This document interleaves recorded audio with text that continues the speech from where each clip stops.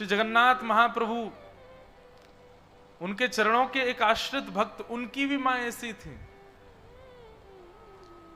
उस भक्त का नाम था सालबेग। बहुत सुंदर कथा है श्री सालबेग जी की। सालबेग जी की माता जी, उनका पूर्व चरित्र तो इतना विस्तृत नहीं सुनेंगे, पर बस इतना मात्र समझ लीजिए कि एक म्लेच्छ व्यक्ति ने अपहरण करके उनको ले गया और हठपूर्वक उनके साथ ब्याह कर लिया, और ब्याह के पश्चात उनको गर्भ धारण हुआ। बहुत ध्यान से सुनना। तो जब गर्भ धारण हुआ तो समुद्र में अपने प्राण त्यागने के लिए जाने लगी। तभी मन में एक भाव उत्पन्न हुआ, मन में एक विचार उत्पन्न हुआ कि इसने क्या बिगाड़ा किसी का, इसका क्या दोष, मैंने अपने जन्मों के, पूर्व जन्मों के पाप के कारण ये सब मैंने सहा, पर इस जीव की क्या गलती है, इसको मैं क्यों मार रही हूं। बस वह भाव चित्त में आया और अपने प्राणों का त्याग करने जा रही थी, रोक लिया स्वयं को। कुछ समय के पश्चात उस बालक ने जन्म लिया। उसके पिता का नाम था कालबेग और उस बालक का नाम रखा गया सालबेग। सालबेग बचपन से ही अपनी मां के पास, मां के प्रति ज्यादा आकर्षण था, मां के साथ रहते थे और मां उनको श्री जगन्नाथ जी की सुंदर सुंदर कथा सुनाती थी। दर्शन करने कभी नहीं गया, कोसों दूर गांव में रहता है सालबेग, लेकिन रात्रि में सोते समय भी मां पूछती कि सोता नहीं सालबेग, तो उनको जगन्नाथ जी की कथा सुनाती।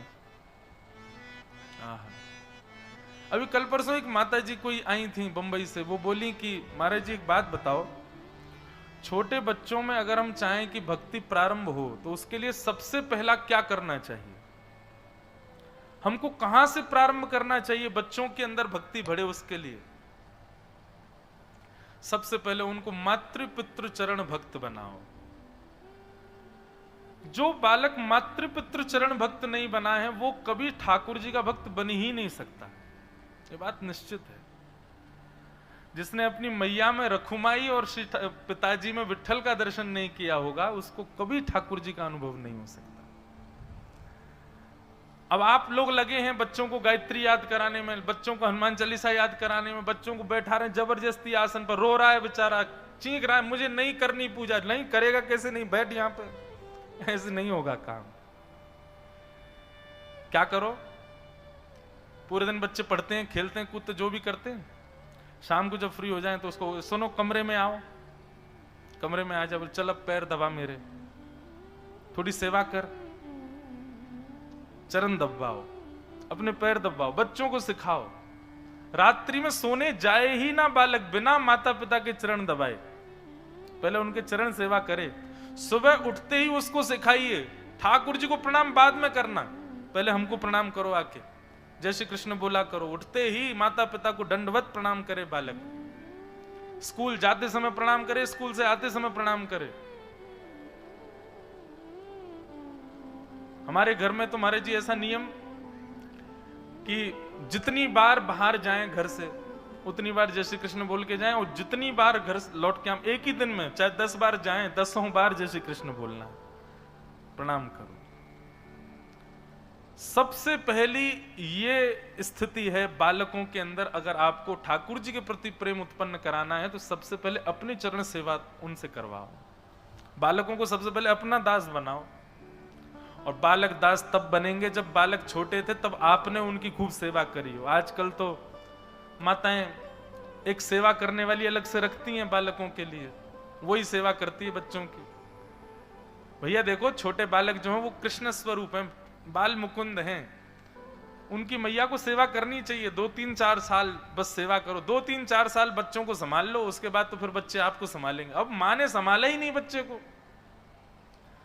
इसको संभालने में लग गए आजकल सब लोग, इसी की संभाल चलती है, ये संभला रहे, ये चार्ज है कि नहीं है, इसमें आ रहा है कि नहीं है। पहले दिन महाराज जी जब आपने नियम बताए, जो जो नियम है, अब नियम तो मेरे थे, लेकिन मैंने कहा अकेला क्यों, हम तो डूबेंगे सनम, तुमको भी ले डूबेंगे। तो हमारे संग जितने आए हमने सबको वो नियम बताया, मैंने तुम सब भी करो। आप लोगों का जप का, स्पर्श का और मौन का नहीं है, बाकी मैंने कहा वस्त्र मेरी तरह पहनो, त्रिकाल मेरे संग नहाना पड़ेगा, सब करवाए। सब नियमों से कोई दिक्कत नहीं हुई किसी को। महाराज जी यहाँ नेटवर्क नहीं आ रहे हैं, फोन नहीं चल रहा है, इंटरनेट कैसे चले, फोन ऊपर घुमा घुमा के ढूंढ रहे हैं।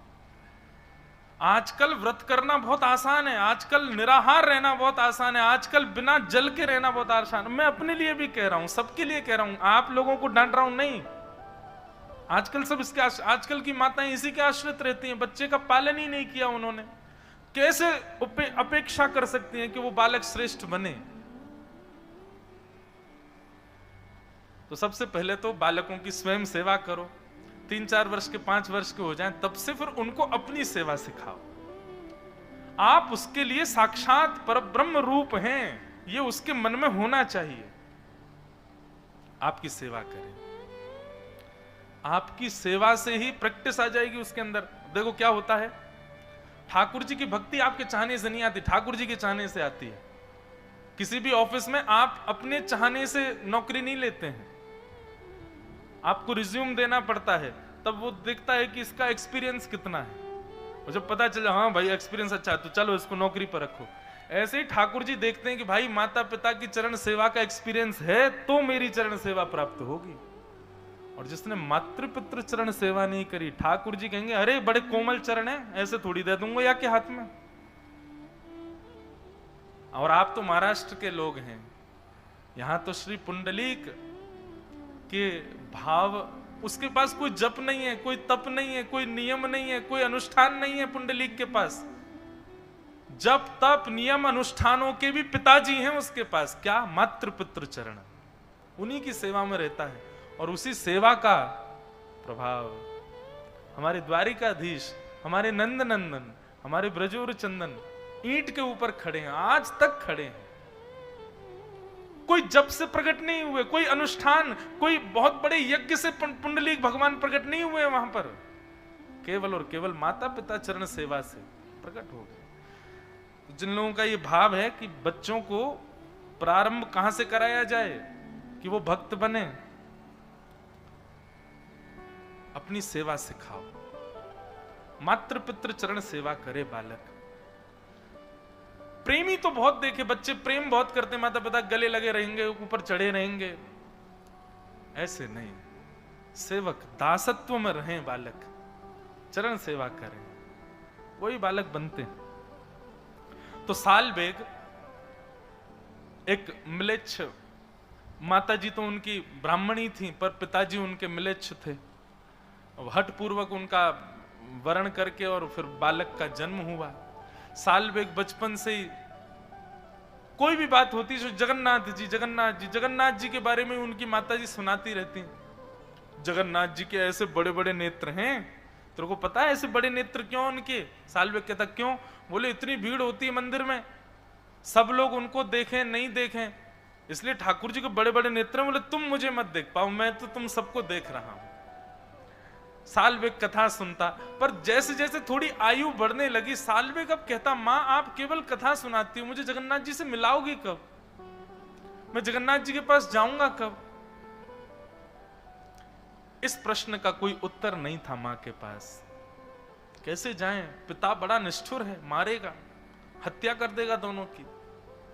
लेकिन सालवेग को कुछ कहती नहीं। एक दिन सालवेग अपनी मां के साथ छत पर बैठे थे और तभी गांव के लोग भर भर के सामान बैलगाड़ियों में और जा रहे थे। सालवेग ने पूछा मां ये सब लोग कहां जा रहे हैं? मां ने कहा अरे सुंदर तिथि आ रही है, श्री जगन्नाथ जी बलभद्र जी सुभद्रा जी तीनों रथ में आरूढ़ होंगे और श्री मंदिर से चल करके वह रथ 2-3 दिन का समय लगा करके और फिर गुंडीचा पहुंचेगा। ठाकुर जी पूरे विश्व के जगन्नाथ है ना, सबको दर्शन देने के लिए बाहर आते हैं। ऐसे उछल उछल करके ठाकुर जी सीढ़ियों से नीचे आते हैं, पंडाओं के कंधे पर हाथ रख करके, और भगवान फिर रथ में विराजमान होते हैं। इतने लोग खींचते हैं, लाखों की तादाद में भीड़ जाती है, सब बातें मैया बताने लगी। बोले वहीं सब दर्शन करने जा रहे हैं। सालबेग पीछे पड़ गया, बोले मां मुझे भी जाना है, मुझे भी जाना है, मैं देखना चाहता हूं वो कैसे, आपने सब कुछ बताया मुझे, उनकी रसोई कैसे बनती, उनका श्रृंगार कैसे होता, उनकी आराधना कैसे होती, उनका मंदिर कैसा है। अरे मुझे तो ये भी पता जगन्नाथपुरी में कौन कौन सी गलियां, आपने सब मुझे बताया, पर मैं प्रत्यक्ष नहीं देख पाया हूं मां, मुझे देखना है उनको।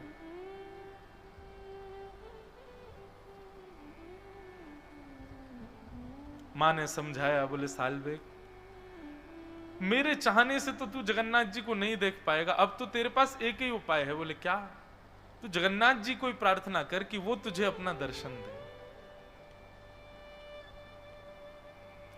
तब भक्त सालबेग उस दिशा की ओर देखता है जहां श्री मंदिर विद्यमान है,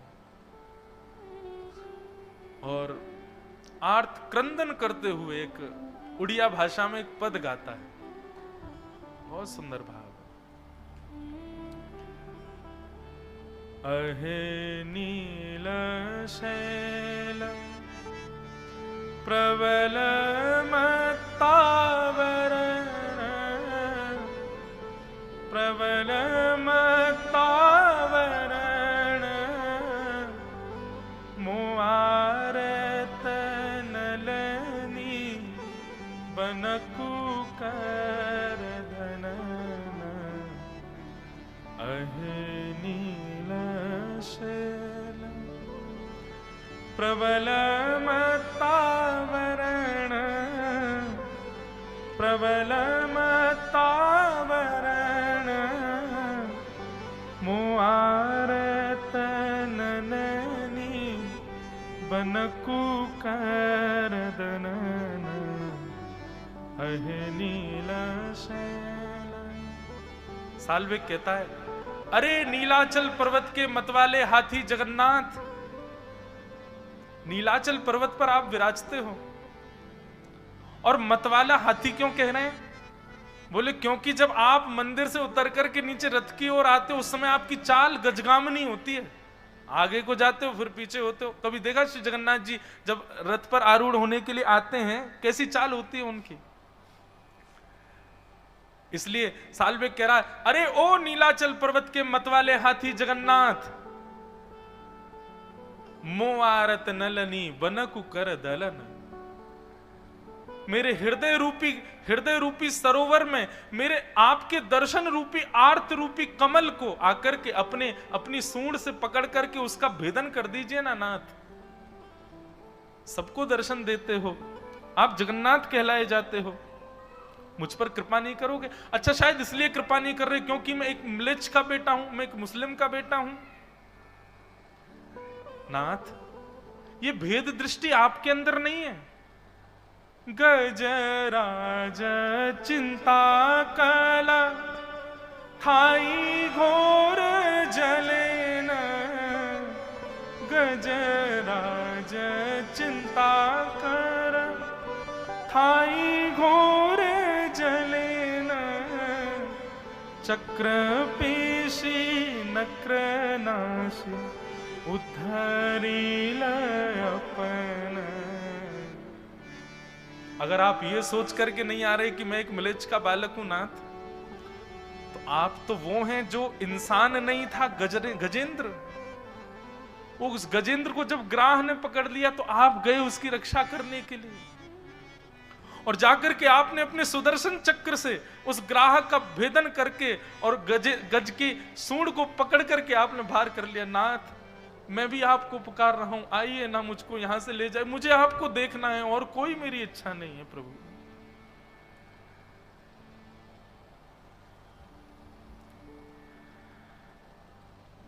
कहे सालबेग हीन जाति मुयवन, कहे सालबेग हीन जाति मुयवन, श्रीरंग चरण तल कर शनि जनन। अहे नील शैल प्रबल मत्तावर, प्रबल मत्तावर मुआर तनलनी बनकू कर दलन अहे नीला शैल। सालबेग तो अपने घर की छत पर खड़ा खड़ा गा रहा है, जिस दिशा में जगन्नाथपुरी है उस दिशा में देख करके गा रहा है। श्री जगन्नाथ जी सबसे ज्यादा प्रसन्न होते हैं 365 दिन में, उस दिन जिस दिन वो रथ पर विराजमान होते हैं। ठाकुर जी को बहुत सुख मिलता है उस दिन। जिन लोगों को मंदिर में प्रवेश तक वर्जित है, उन लोगों को दर्शन देने ठाकुर जी आ जाते हैं बाहर। पर ब्रह्म परमात्मा जगदीश्वर जगन्नाथ पूरे ब्रह्मांड के नायक कितने सरल सहजता में आ जाते हैं सबको दर्शन देने। लेकिन आज जगन्नाथ जी प्रसन्न नहीं है। बलभद्र जी का रथ चल दिया, सुभद्रा जी का रथ चलने लगा, और जैसे ही नंदी घोष रथ का नाम है, भगवान श्री जगन्नाथ जी के रथ का नाम है नंदी घोष। लाखों लोगों ने जैसे ही रस्सी पकड़ करके उस रथ को खींचना प्रारंभ किया, रथ एक पत्थर के भांति स्तब्ध हो गया। सब पुजारी चरणों में गिर गए, घुटनों पर बैठ गए, बोले महाप्रभु कृपा करो, क्या अपराध बन गया हम लोगों से, आज आपका रथ क्यों नहीं चल रहा है। राजा ने जाकर के विनती की, ठाकुर जी के चरणों में प्रणाम किया। भगवान आज भी जगन्नाथपुरी के राजा को अंदेशे देते हैं, स्वप्न देते हैं, भाव बता देते हैं, कोई भी इच्छा उनकी हृदय की होती है तो। राजा ने जाकर के प्रणाम किया, बोले महाप्रभु जी रथ आगे नहीं बढ़ रहा है, कोई अपराध बन गया हम लोगों से। महाप्रभु जगन्नाथ बोले आज रथ यात्रा में भीड़ नहीं आई मुझको देखने वाली। राजा बोले नाथ जहां तक दृष्टि जा रही है सिर ही सिर दिखाई दे रहे हैं, लाखों की तादाद में लोग हैं, आपको क्यों लग रहा है कोई नहीं आया। बोले पता नहीं, मुझे तो कोई दिख ही नहीं रहा है, बस बार बार कानों में एक ही ध्वनि आ रही है, अरे नीलाचल पर्वत के मतवाले हाथी मुझ पर कृपा करो। तब श्री जगन्नाथ जी कहते हैं मुझे आज कोई नहीं दिख रहा है, मुझको केवल एक मेरे वैष्णव की इच्छा है, जब तक वो नहीं आएगा मेरा रथ आगे नहीं बढ़ेगा। बोले कौन है। ठाकुर जी ने दिशा बताई, इस दिशा में इतनी कोस दूर पर एक गांव है, वहां पर एक मेरा सालबेग नाम का छोटा सा नन्हा सा बालक मेरा भक्त है, वो करुण क्रंदन करते हुए मुझे पुकार रहा है, उसको लेके आओ, जब तक नहीं आएगा मेरा रथ नहीं बढ़ेगा आगे।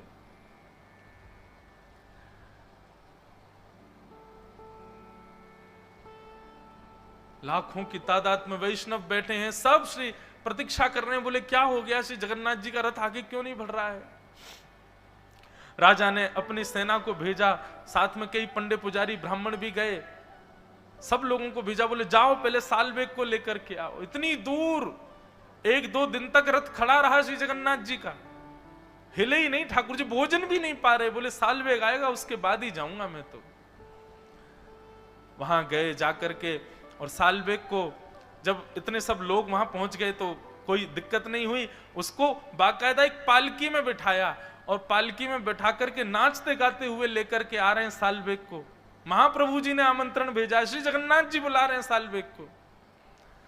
सालबेग तो इतने भाव में चला गया, मां से लिपट लिपट के रोए, बोले मां जगन्नाथ जी बुला रहे हैं। और जैसे ही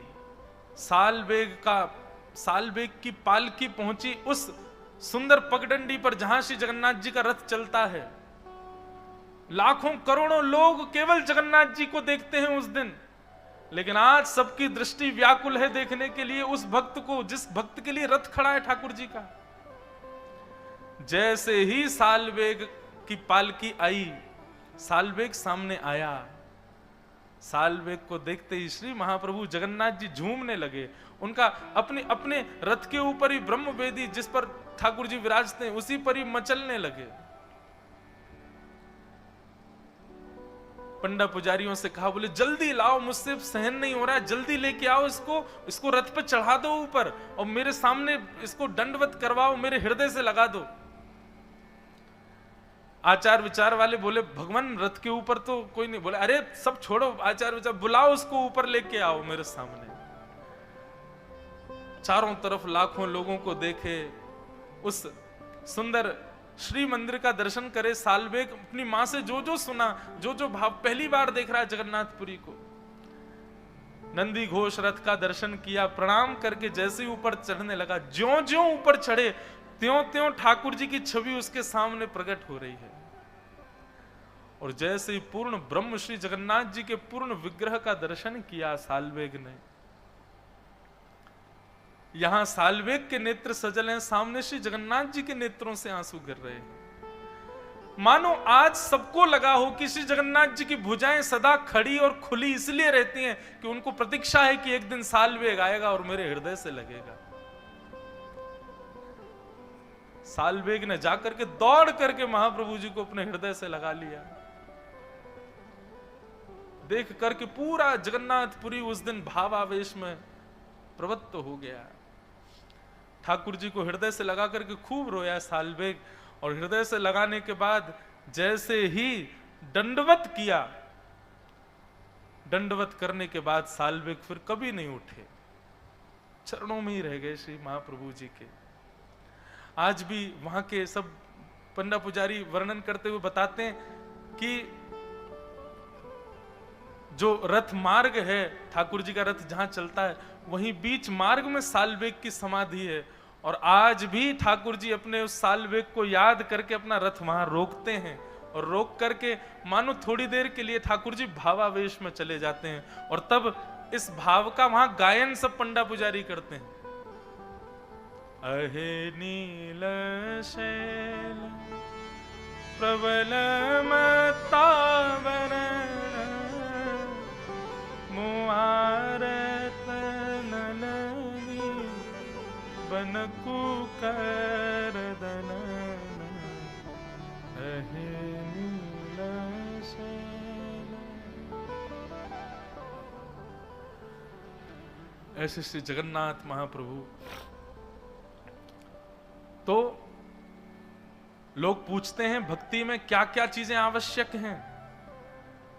जप आवश्यक है, मन की एकाग्रता आवश्यक है, नियम आवश्यक हैं, पर एक बात और लिख लो भैया, मातृ पितृ आशीर्वाद भी बहुत आवश्यक है। सालवेग को अपनी मां की आशीर्वाद से, मां की कृपा से जगन्नाथ जी प्राप्त हुए।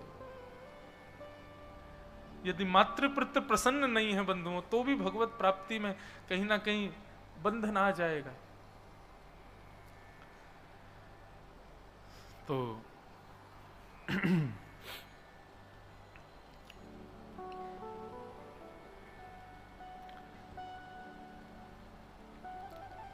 ध्रुव जी की माता जी सुनीति अपने बालक को खूब उसको लालन पालन करती हैं, कथाओं में ले जाती हैं, सत्संग में ले जाती हैं, संत महापुरुषों के पास लेकर के जाती हैं, तीर्थों की सुंदर सुंदर कथाएं सुनाती हैं। एक दिन ध्रुव जी महाराज अपने सखाओं के साथ क्रीड़ा कर रहे थे, खेल रहे थे। तभी उनके सखाओं ने उनसे पूछ लिया, ध्रुव तुम्हारे पिता कौन है? तुम्हारी मां को तो हम सब जानते हैं, पर तुम्हारे पिता कौन है? ध्रुव जी महाराज बोले, मुझे तो नहीं पता मेरे पिता कौन है। बोले जाओ अपनी मां से पूछो। ध्रुव जी महाराज अपनी मैया के पास आए और मां से आकर के आज पूछा, बोले मां मेरे पिता कौन है? कथा सबको पता है, बस सूक्ष्म में कह के चलूंगा मैं।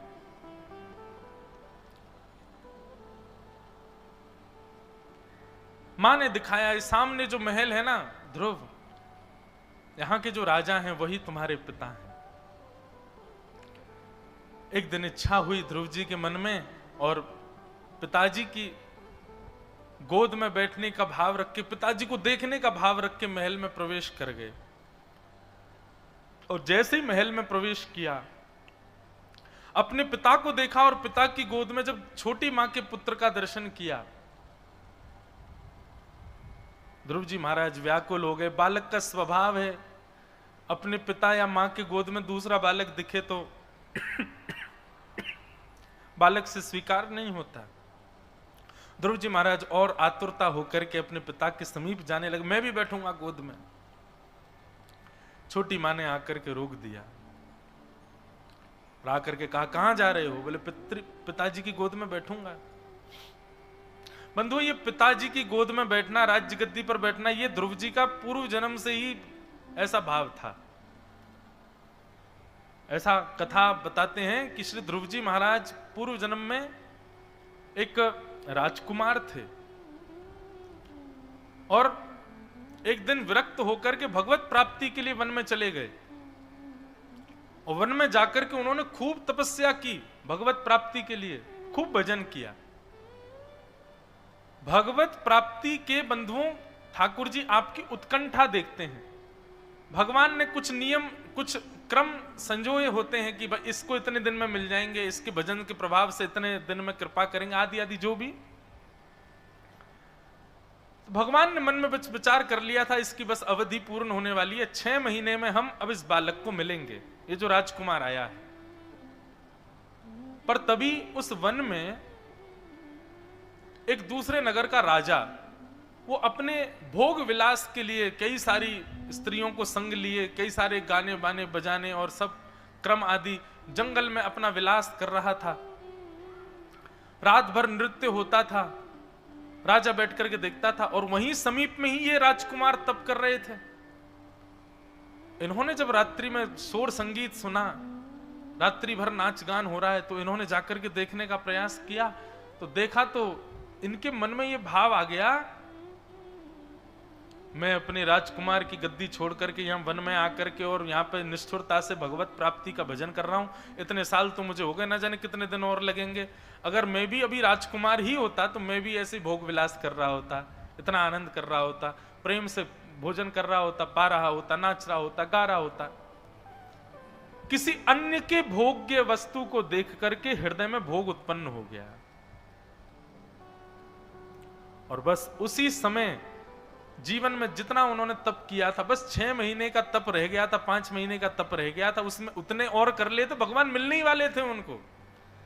लेकिन भोग्य वस्तु के प्रति आकर्षित होकर के और उन्होंने उसी के अपना तप छोड़ दिया। उसी का परिणाम कि ध्रुव जी को अपने इस जन्म में 5 महीने में भगवान मिल गए, क्योंकि 5 महीने का ही भजन शेष था पूर्व जन्म से। और दूसरा, प्रारंभ में ये पिता की गोद में बैठने की इच्छा, ये इनका पूर्व से ही ऐसा भाव था कि मैं राजकुमार होता, तो इसलिए यह भावना भी उनके बार बार चित्त में प्रकट हो रही थी। बंधुओं, इससे ये बात निश्चित होती है कि कई बार संसार के विषयों के प्रति आपका मन यदि आतुर होता है तो निश्चित है इस जन्म में तो आपने ऐसा कुछ किया नहीं, फिर क्यों हो रहा है? ये आपके पूर्व देह में ऐसी प्रवृत्ति थी, इसी कारण से वो इच्छा हो रही है। ये आपकी इच्छा नहीं है, ये पूर्व देह की इच्छा है, पूर्व कर्मों की इच्छा है। उसको पूर्ण मत कीजिए, उसके प्रति आसक्त मत होइए। और जिस भाव के प्रति आकृष्ट होकर के आप भजन छोड़ दो, जिस भाव के प्रति आकृष्ट होकर आप सेवा छोड़ दो, कथा छोड़ दो, समझ लेना ये तो पूर्ण रूपेण पूर्व जन्म में मेरी मृत्यु का कारण ही यही भाव था, यही संसार का भोग था। इसी की वजह से भगवान नहीं मिल पाए मुझे, इसका तो विष के समान त्याग करना है मुझे, ऐसी भावना होनी चाहिए। मान लीजिए आप भक्त बन गए, आप कथा सुनने लगे, सेवा हो रही है ठाकुर जी की, पर एक ऐसी कोई चीज, ऐसा कोई व्यवहार या ऐसा कोई सांसारिक भाव आता है, उसके आगमन होते ही, चाहे आप कथा में हो चाहे आप सेवा में हो, सबका त्याग कर देते हो उसके आते ही, तो इसका मतलब क्या है? वो इतना बलवान है कि आपका भजन छुड़वा देता है। तो निश्चित ही यही आपके पूर्व जन्म में मृत्यु का कारण था, इसी कारण से भगवत प्राप्ति नहीं हुई। इसीलिए इस जन्म में शेष भजन तो आप कर रहे हो, पर बार बार वो आकर के बीच में सता रहा है, उसको स्वीकार मत कीजिएगा। ध्रुव जी महाराज की तो भगवत प्राप्ति में बाधा ही राज्य गद्दी थी, उनकी इच्छा हो गई दोबारा से राज्य गद्दी पर बैठने की, इसी वजह से भगवान नहीं मिले और इस जन्म में भी वही भाव उत्पन्न हो रहा है।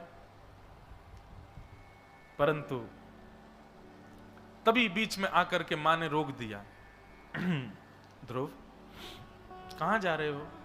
छोटी मां ने, मैं पिता की गोद में बैठूंगा। बोले क्यों बैठना है? बोले मेरे पिता हैं इसलिए। बोले वो तुम्हारे पिता तो हैं, पर मैं तुम्हारी मां तो नहीं हूं ना, और इस गद्दी पर बैठने का अधिकार उसी को है जो मेरे गर्भ से जन्म लेगा। जाओ, वन में जाओ, वन में जाकर के भगवान का भजन करो, और भगवान जब प्रसन्न होकर के कहें वरदान मांगो, तो भगवान से मांगना छोटी मां के गर्भ से मेरा जन्म हो जाए। मेरे गर्भ से उत्पन्न होकर के जब आओगे तब बैठोगे इस राज्य गद्दी पर। मां ने फटकार दिया, डांट दिया। ध्रुव जी महाराज वहां से चले गए, अपनी मां के पास जाकर के रोए। ध्रुव जी महाराज ने कोई बहुत शिकायत नहीं की अपनी मैया से जाकर के, बस रोने लगे। मां ने पूछा क्या बात है? तब ध्रुव जी ने नहीं, दासी ने आकर के बताया। बोले आज छोटी मां ने बहुत डांटा और उनसे कह दिया कि वन में जाओ, वन में जाके भगवान का भजन करो, प्रसन्न होकर वरदान मांगने को कहें तब कहना छोटी मां के गर्भ से जन्म लूं। वैष्णव व्यक्ति का, बालक का स्वभाव होता है, वो अपनी तरफ से अपने ऊपर घटने वाली घटनाओं का ज्यादा प्रस्तुतिकरण या ज्यादा उसका उल्लेख नहीं करता, गोपनीय रखता है। ध्रुव जी महाराज ये शिकायत करना, चुगली करना, ये वैष्णव के लक्षण नहीं है। ध्रुव जी ने नहीं कहा मां से, किसी ने आकर के बताया, तब मां ने ध्रुव जी को समझाया, ध्रुव तुम क्यों इतने विचलित हो गए अपनी मां की बात से? बोले मां मैंने तो कुछ कहा नहीं, मैं तो बस गया था पिता की गोद में बैठने के लिए। क्यों?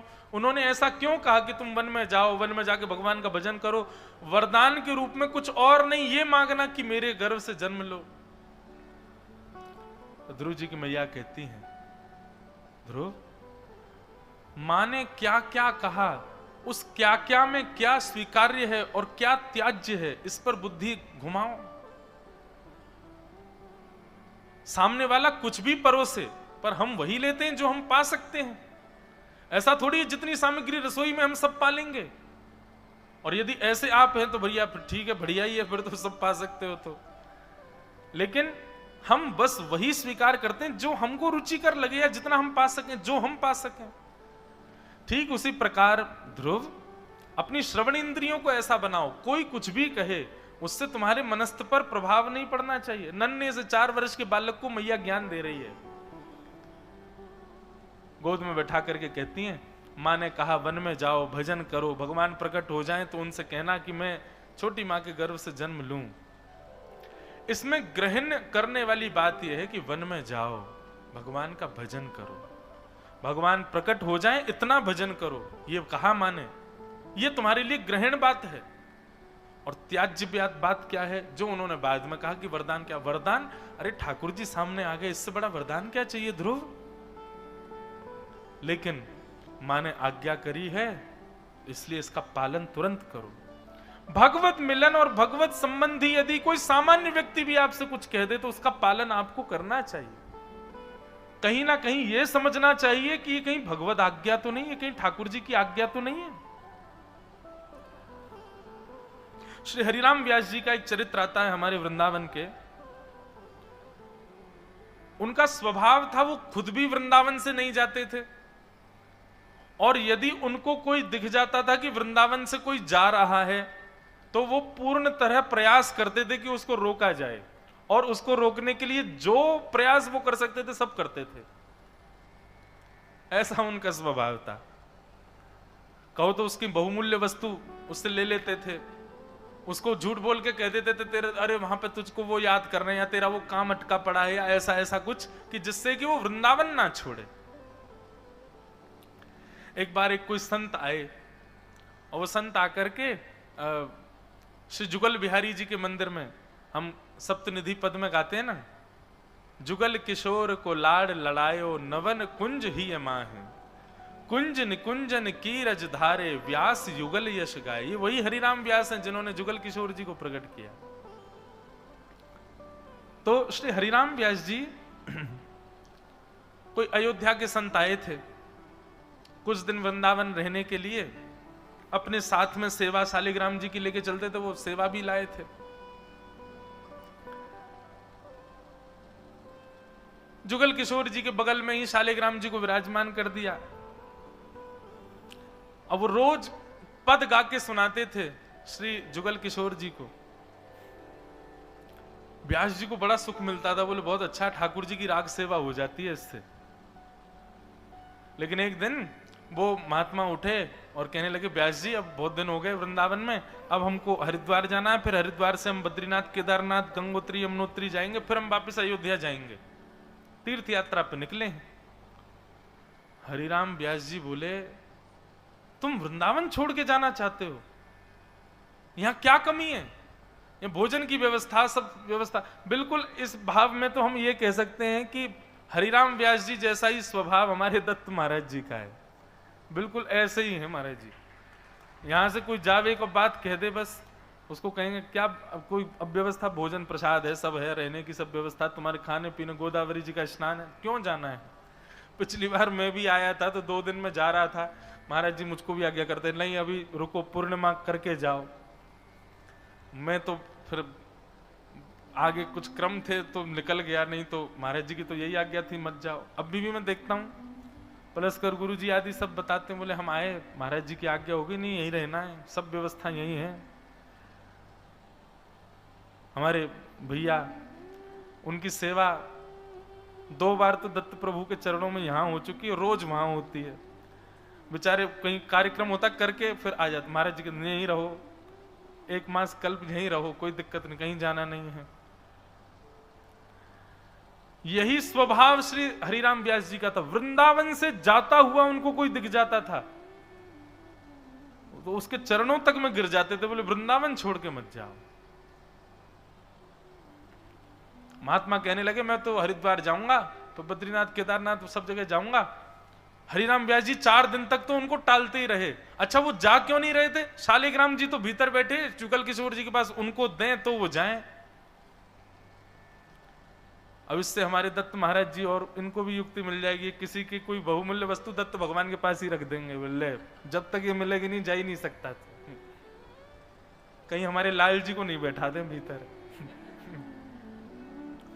अब नहीं जा पाओगे, जब लाल जी मिलेंगे तब जाओगे। आज मैं भी कितना पागल हूं, खुद ही बता दे रहा हूं।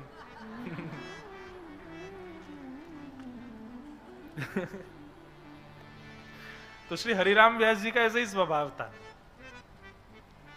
तो 4 दिन तक तो उन्होंने जुगल किशोर जी के कपाट ही नहीं खोले। वो महात्मा रोज नहा धो के तैयार हो जाते, बोले आज जाऊंगा, मैं ठाकुर जी दे दो। बोले जुगल किशोर जी बहुत श्रमित हैं, आज तो मंदिर खुलेगा नहीं। दूसरे दिन हरिराम व्यास जी कहीं और चले गए, बोले मंदिर खोलना पड़ेगा तो ठाकुर जी देने पड़ेंगे, वो चला जाएगा वृंदावन से। एक दिन जुगल किशोर जी के वो सामने हट पूर्वक क्रोध में बैठ गया, बोले ये कोई बात है? अरे हम यहाँ तीर्थ दर्शन करने आए, आपने हमारे ठाकुर जी भीतर बंदी बना के धर लिए, उनको दीजिए हमको वापस। जुगल किशोर जी बोले ठाकुर जी चाहिए? बोले हाँ।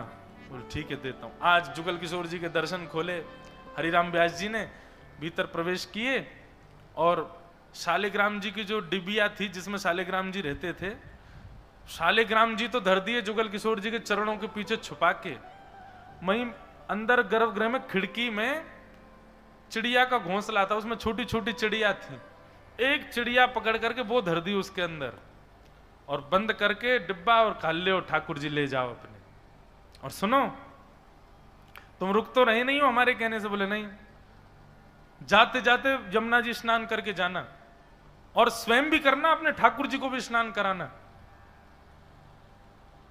स्नान करके जाना। ठीक है। महात्मा गए, महाराज जमुना जी के तट पर जाकर के स्नान किया। जय हो, ठाकुर जी को स्नान करा दूं जमुना जी में, फिर कल तो गंगा जी में नहाएंगे हरिद्वार में। जैसी डिबिया खोली महाराज, सोई पक्षी उड़ करके भाग गया। उन्होंने देखा तो अंदर ठाकुर जी है ही नहीं। अब तो वो व्याकुल हो गए, बहुत आतुर हो गए। ऐसे ही दौड़े, जुगल किशोर जी के मंदिर गए और श्री हरिराम व्यास जी को बोले मेरे ठाकुर जी कहीं चले गए, मेरे ठाकुर जी। बोले ठाकुर जी चले गए मतलब? हमने तुमको दे तो दिए थे।